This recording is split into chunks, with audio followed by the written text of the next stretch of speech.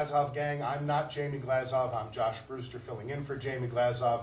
And of course, the Glazov gang is brought to you by the David Horowitz Freedom Center and FrontPageMag.com.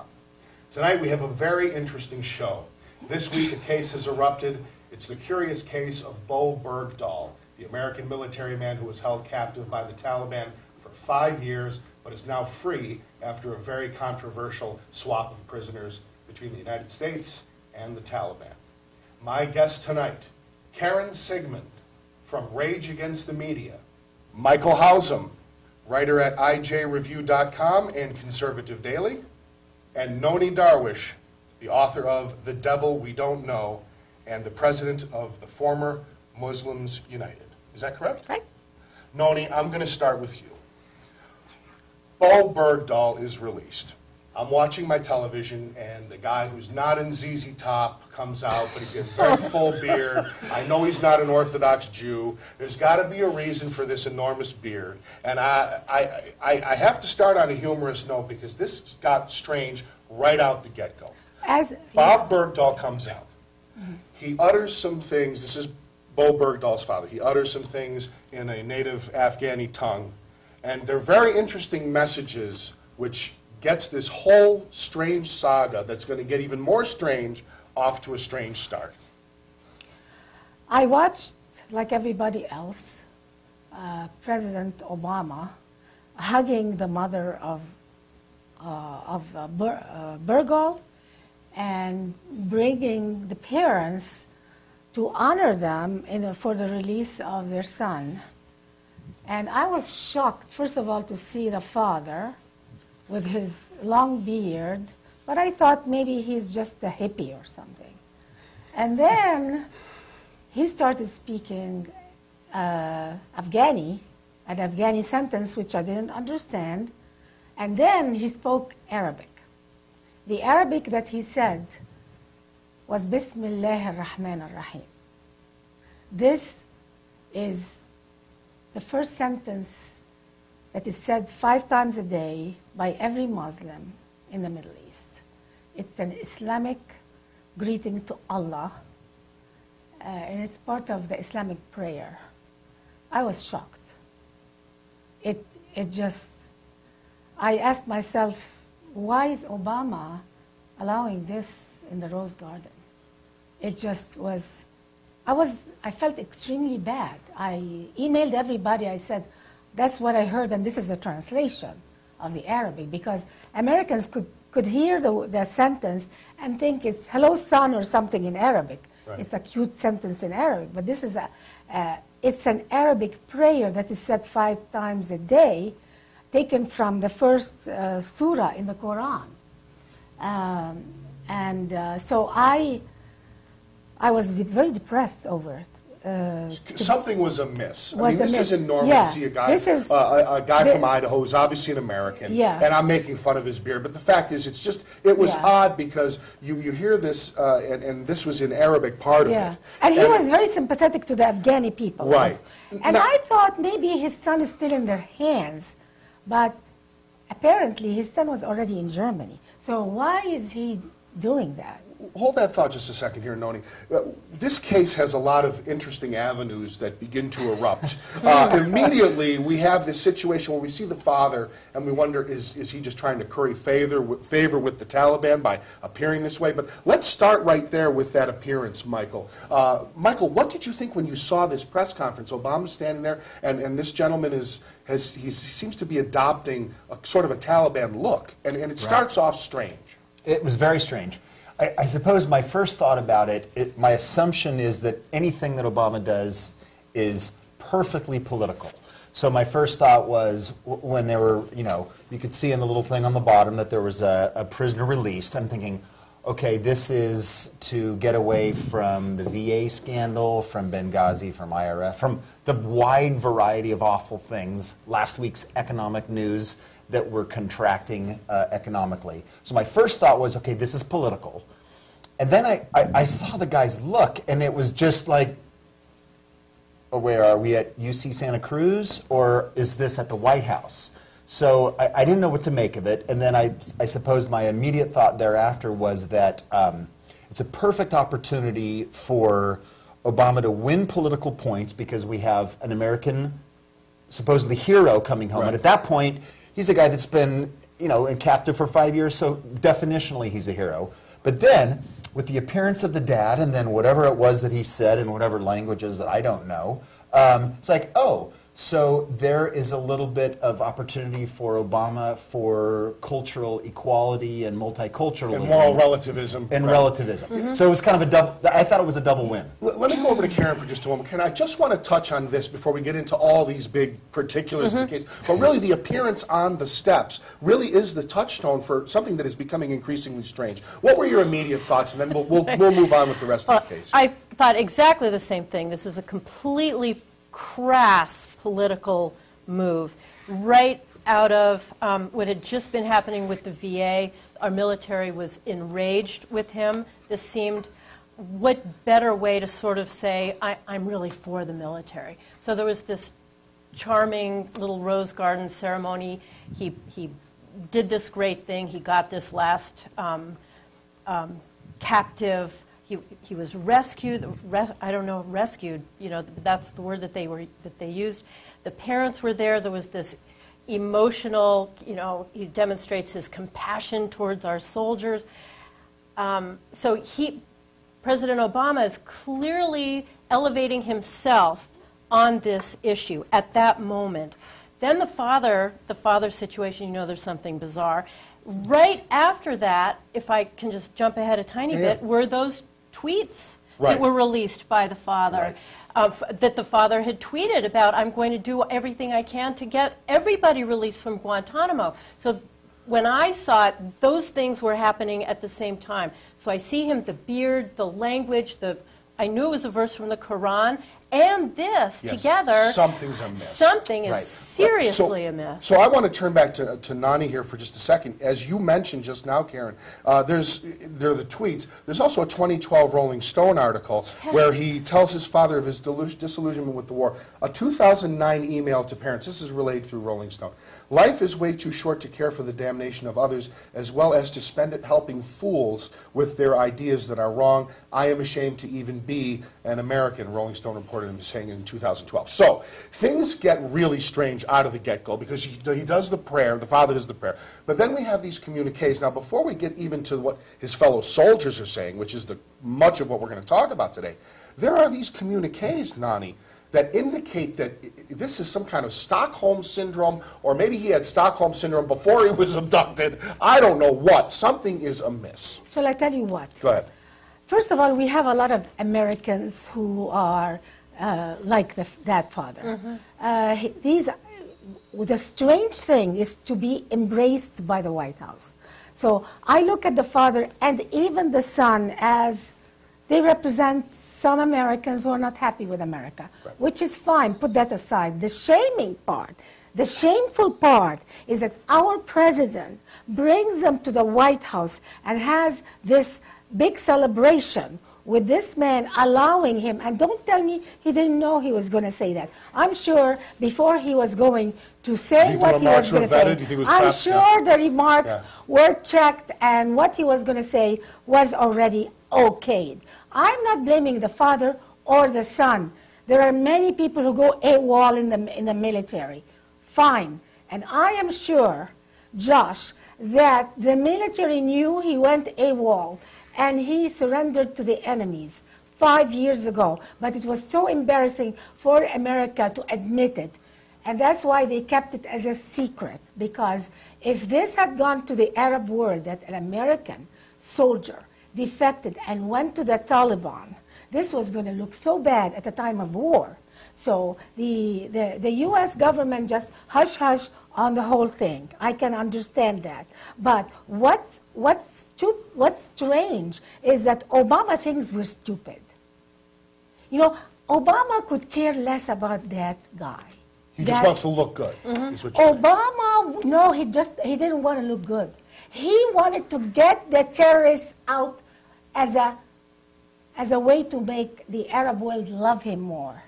He wants to be the hero of the Islamic world. This is another bow to the Islamic world. That's another bow to bow. Saudi Arabia. Okay. He is dying to release all the terrorists in Guantanamo Bay, and he's looking for excuses. So he found the excuse. What's a good excuse? What's a good excuse? Oh, there's a guy, an American. And you can serve him up. Oh, let's pretend All we're right. getting him out and look good and shoot two birds with one stone. Well, Nonie, on that note, let's go over to Michael here. This raises the issue of course, there's the age-old question of should you negotiate with terrorists? And it's this country's position to not negotiate with terrorists. One thing about that is, you know, the Israelis have had to do this kind of stuff because they see in a nation of 7 million people, in a sea of billions of Muslims, they see their soldiers and say, you know what, I'll give you what you want to get them back. Okay. So there's an ethical issue here about negotiating with terrorists. But what we get now here, as the story comes out, Michael, 5 top-ranking Taliban operatives for the sake of a guy who, it starts to come out, probably is a deserter. Right. This starts getting really interesting because you have another ethical question: should we negotiate with terrorists? So why don't you talk about that? Right. Well, a couple aspects to that. I could be sarcastic and say we didn't negotiate with the terrorists, we negotiated with Qatar that negotiated with the terrorists, which I think was something the administration tried to trot out there. Of course we negotiate with terrorists. I mean, that's part of what we do. The implicit understanding below that is that it's got to be a win for us.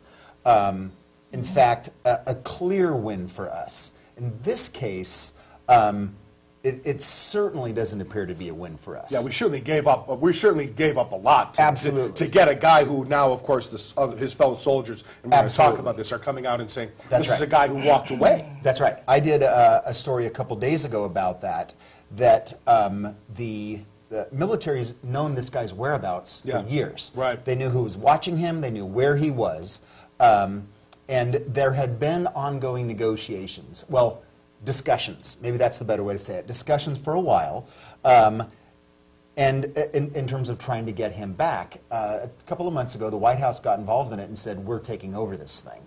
And the military was, at least it was a Washington Times article, and it was anonymous sources coming out and saying that they were way over being played on this thing, which is why in the Middle Eastern world, it was a celebration for them as a huge win. It's huge. That we got these 5 well-known, documented Taliban terrorists for one very questionable potential deserter. Sure, I mean, that sure. In terms of negotiating, if it was just a pure negotiation evaluation, we just got our butt kicked, man. Let me go over to Karen Siegemund. Karen, on that note, it starts to come out that fellow soldiers are saying, this gentleman deserted. Now, I got to say, you know, there's always a cynical eye to what's on television. But when fellow soldiers are coming out saying, we knew he was a deserter, and here's the thing that really prompts them, I think, to come out just as much as anything else, is that there may be a half dozen or more American soldiers who died in pursuit of Bergdahl, trying to find him. So now it starts getting really, really even more strange, because deserter? Right. This isn't a war hero. Is he even classified as a POW? He's actually not classified as a POW, which is, you know, the whole lie of this was that it was an exchange of prisoners. First of all, he was not classified as a POW, nor were these Taliban 5 at Guantanamo considered prisoners of war. Secondarily, on neither side. On neither side. They're not prisoners of war. Oh, interesting. In addition, you don't negotiate exchanges of prisoners of war unless there are other conditions about a ceasefire and end of hostilities and so on. None of that happened either. So to suggest that this was, you know, what we always do at the end of hostilities, we exchange prisoners, you know, when we all walk away, complete lie on every level, on every level. We did know he was there. And also, apparently in 2012, as part of trying to get the Afghani government and the Taliban to speak to one another, the Taliban said they would not negotiate with the Afghani government unless we released those 5. And this soldier, Bergdahl, was then brought into that negotiation. But that was their goal. Their goal was to release these 5, that we completely capitulated. We effectively surrendered. We've lost all the ground that all our soldiers have fought for in Afghanistan, not to mention at least 6 young men whose lives were lost looking for him. And for them to have that Rose Garden ceremony for this young man, this deserter, not even mentioning the 6 who died.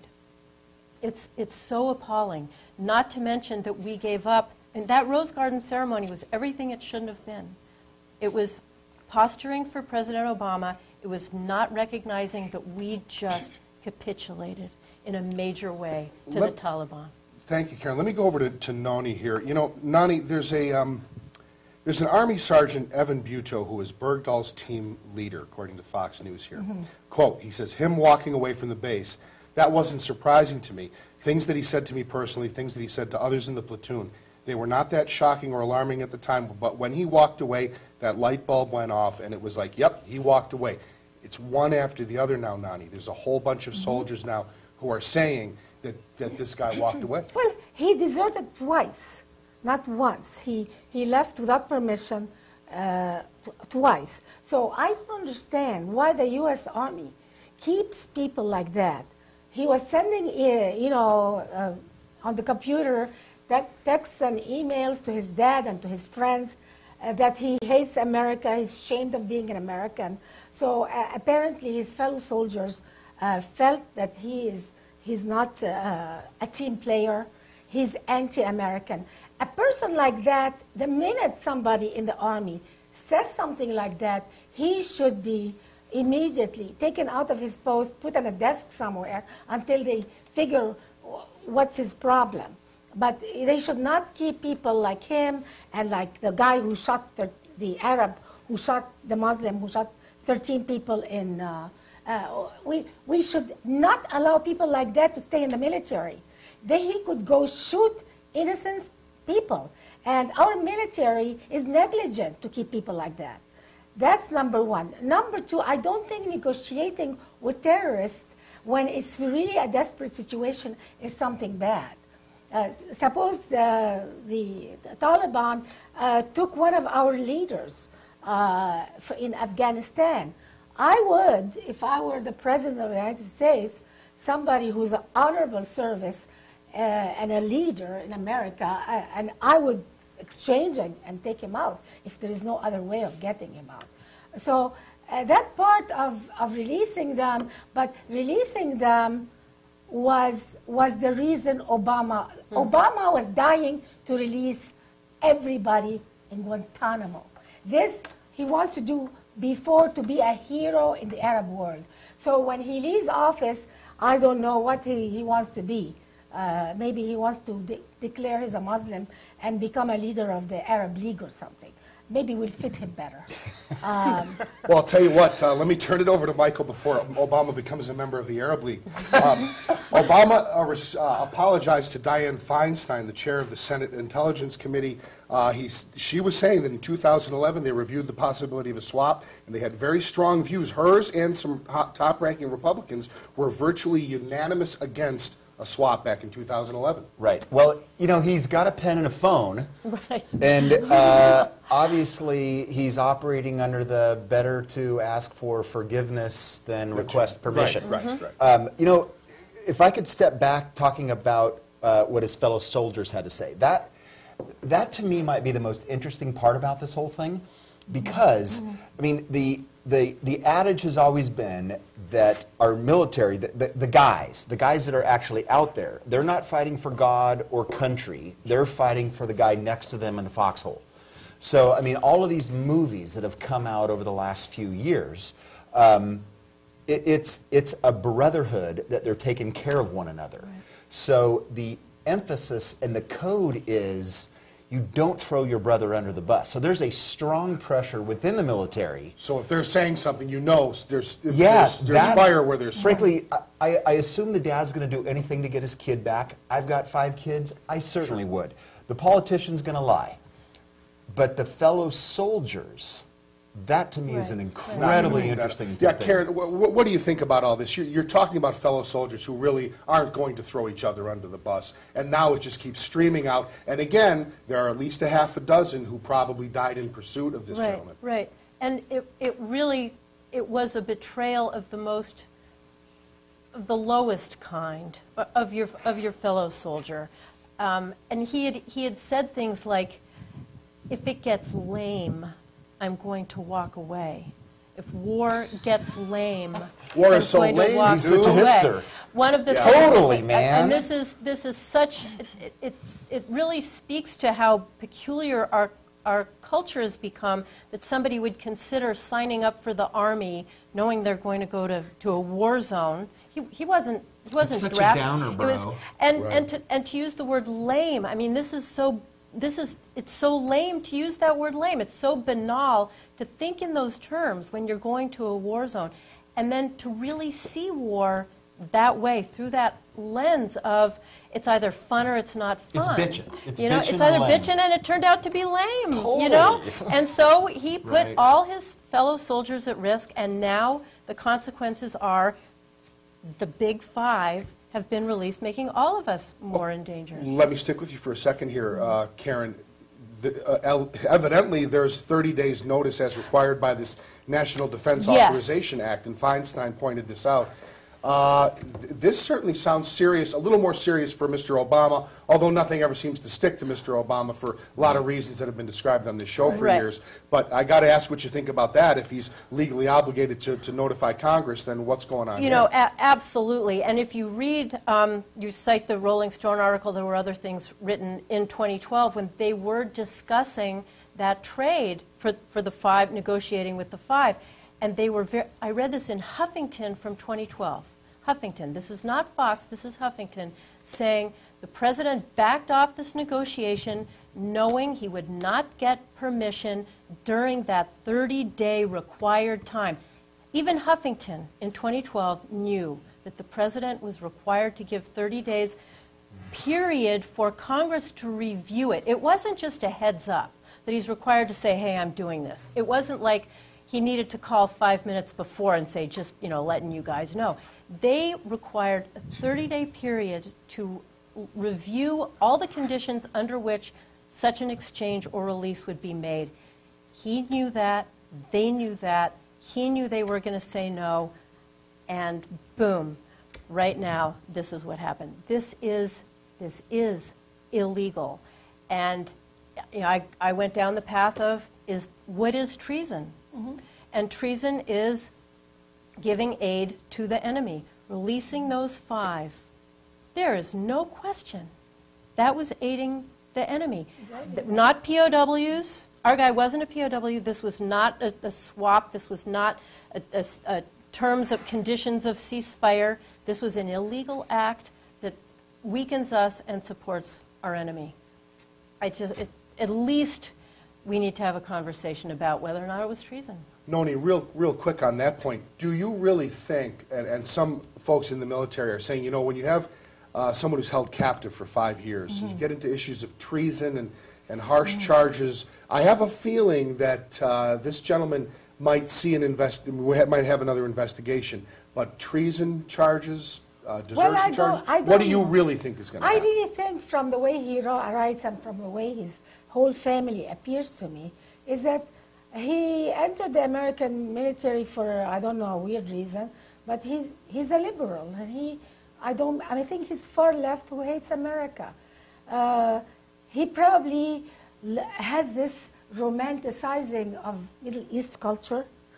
He feels that these are third world countries who live like, nature, and we're going there to spoil. He romanticizes them. He's romanticizing. But do you think he'll face charges?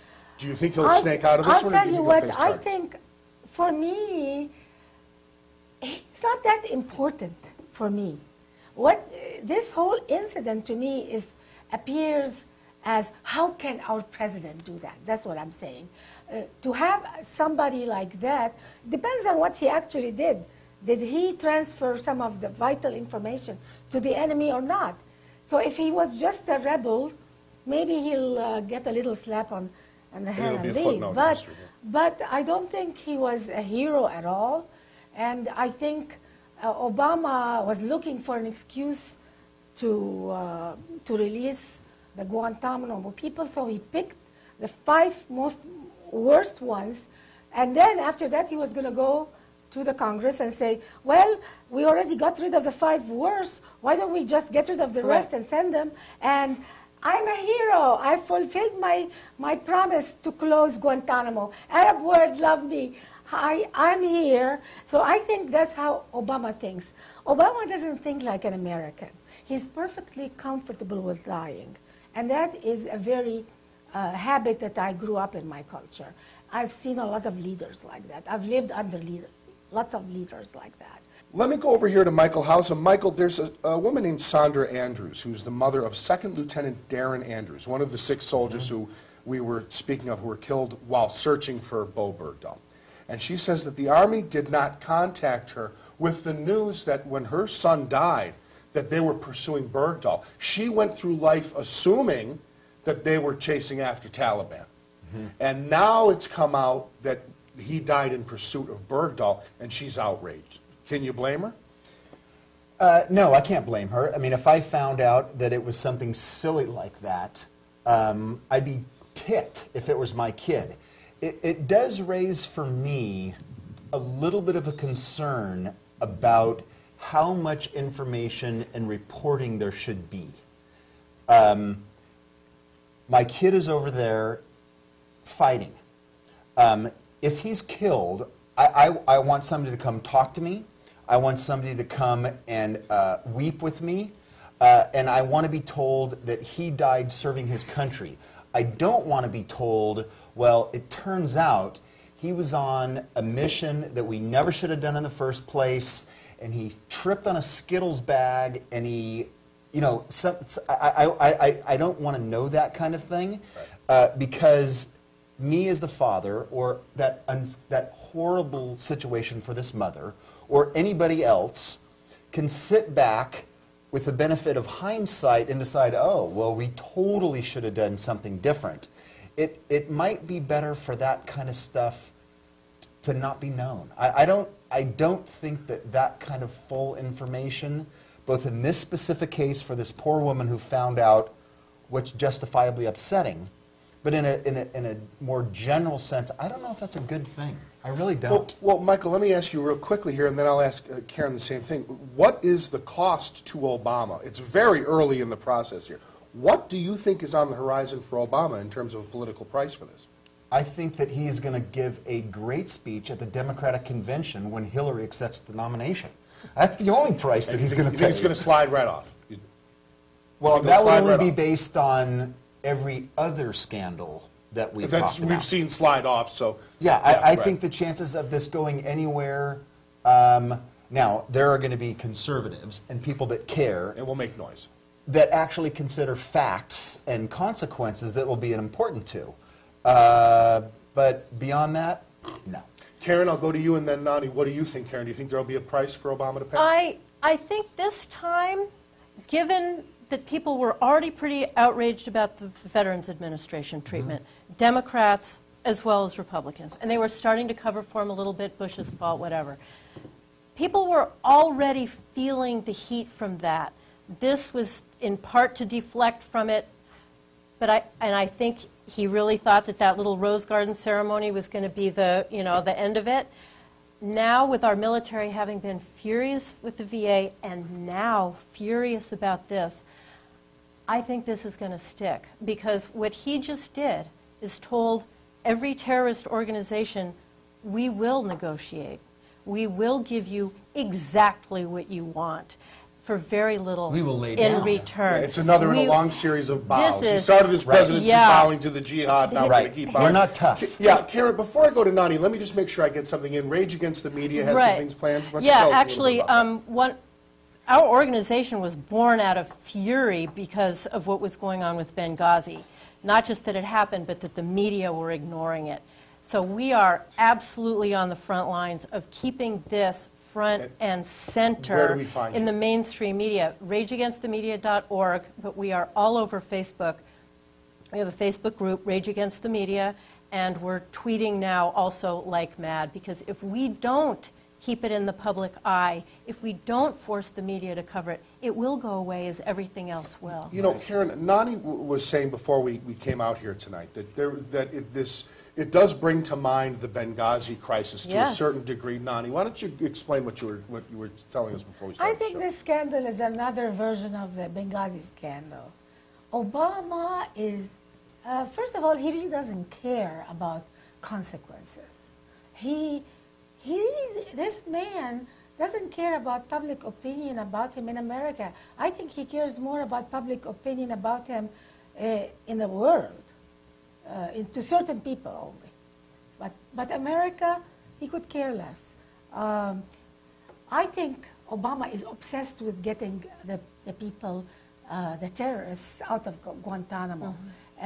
He's less interested in getting out the American who's held in Mexico for entering by Yeah, mistake. I wanted to get into He's- this too, He yeah. is less interested. I think he could care less about Bergdahl. He could care. I don't think he was not sleeping at night thinking of we have an He's a American. tool. Right. Yeah, We have an A prop American for him. soldier in the hands of the Taliban. So Obama wants the terrorists out back to their homelands. He wants the blind sheikh back. And Benghazi had something to do with the blind sheikh. There was a lot of coordination with Egypt about it. It fell completely. It was unsuccessful when the ambassador was killed unintentionally by the terrorists. They were intending but to hold him as you think the hostage. blind sheikh was going to be Obama, well, yeah, he was going to be the hero. He's going to save the ambassador. Yeah. You know, we have to save the ambassador. So let's take the blind sheikh. Now he's taking out one by one, but he's doing what he wants to do. He's sneaking. He's playing acrobat with the American legal system, with the American people. And it's so obvious for me. I don't know why it's not obvious. Well, not everybody grew up in Americans. Egypt Yeah. whose father ran missions for Nasser. You know what I mean? Exactly, yeah. It was just wasn't my dad's experience. Yeah. And I know it Right. wasn't Michael's dad's experience. So You know what? it's another version of wanting to release terrorists Okay. back So home. you got a global look at this thing here. Yeah. Michael, on this note, but let's just finish up tonight with this. We do have a Sergeant Tom Aresi who's been in Mexico for 2 months. And I've been sitting here, Karen, I talked to you about this a Right. week ago. I've been a real nice guy, right? I haven't said anything for a week. Where is the limo service to bring this man back from Mexico? Mexico, we're Santa Claus to Mexico, if you ask me. I'm sorry if that's offensive. That's the way it is. We can exchange- And now, he's sitting there in a Mexican jail? Yeah. We can Michael, exchange does the this- 11 million serious- Mexicans for Right. him. Right. Michael, seriously, look, this guy is sitting in a Mexican prison, and a deserter is coming home in exchange for Right. 5 huge Taliban figureheads. Is there just a little rift here in the reality? It I mean, doesn't make What's sense. going on? The administration works pretty hard to get a lot of people from Mexico here. Why we can't work hard to get that guy here? I think Nonie made reference to Obama sleeping at night and what he's thinking about. He's not thinking about this guy. I mean, maybe to a certain extent he is. What he's thinking about is the things that will get his ratings up, that will be loyal to the party, but more importantly, to change the worldview of Americans. We shouldn't be surprised. He told us he wants to fundamentally change American perspective. Your perspective is wrong, and he's working to fix it. And you know That's what? the thing. And you know what? He'll use the IRS. He'll use the NSA. Use Right. anything against his opponents. Get away with things that Bush never would. But Right. I'm going to tell you, this Bowe Bergdahl case really, I think, is going to grow a new head. And I think next week on this show, the panelists can talk about this more. It's going to go I on certainly hope and so. on. It's going to get bigger Right. and bigger. Yeah. But I think it's going to call into question a lot of Obama's attitudes about the world, the first world, the third world, quote unquote, et cetera. Right. So- And When what it when I means to be- said that what I think will happen, that's the contrast dramatically of what I hope would happen. Karen, we just have a few seconds. You want to say something? Well, and what it means to be commander-in-chief, because Right. he's violating everything that has to do with being commander-in-chief and violating everything that has to do with being president of a nation, let alone this great nation. Noni, just a few seconds left. What do you got to say? Obama wants to rub the noses of America on the Islamic prayer rug. He could care That's it. less. He could care less That's it. about our opinion. Well, listen. Thank you, Obama. Folks, enjoy having your nose rubbed in the Islamic prayer mat for another week. And we'll be back with more Glazov Gang next week. Thank you to Karen. Thank you to Michael. Thank you to Nani. And thank you for watching the Glazov Gang.